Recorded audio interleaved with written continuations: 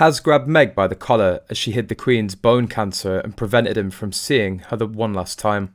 Queen Cancer revelation approved by royals to avoid Harry book bombshell. The Queen secretly fought a particularly painful form of cancer in the last year of her life, a new book has claimed.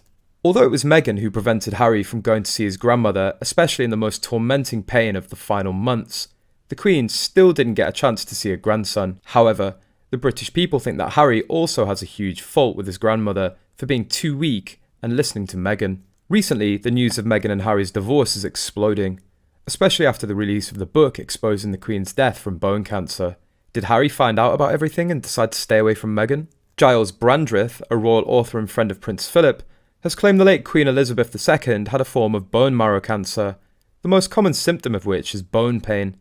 The biographer made the statements about Her Majesty's health struggle in his book, Elizabeth, An Intimate Portrait. In a serialisation in the Daily Mail, he wrote, "I had heard that the Queen had a form of myeloma bone marrow cancer, which would explain her tiredness and weight loss and those mobility issues we were often told about during the last year or so of her life. The most common symptom of myeloma is bone pain, especially in the pelvis and lower back, and multiple myeloma is a disease that often affects the elderly. Currently, there is no known cure, but treatment including medicines to help regulate the immune system and drugs that help prevent the weakening of the bones can reduce the severity of its symptoms and extend the patient's survival by months or 2 to 3 years." Mr. Brandreth also details the relationship between the Queen and Prince Harry, claiming the monarch was supportive of her grandson's marriage to Meghan Markle. The presenter recalled the Queen's Platinum Jubilee celebrations, noting the monarch's absence from several celebratory events. He said, "There would have been times when she was in absolutely immense pain.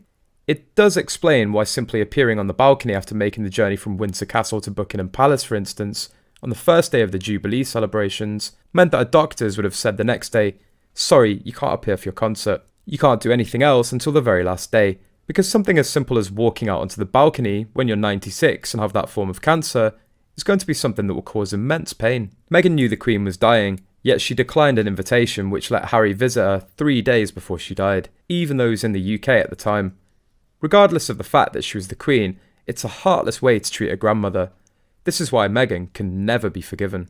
She was in pain and had cancer, and Harry and Meghan didn't even go to see her. What a terrible thing to do to your dying grandmother, so that she can make money off his victim narrative. He's a horrible person for doing this to a woman that always had a soft spot for her and only wanted him to be happy.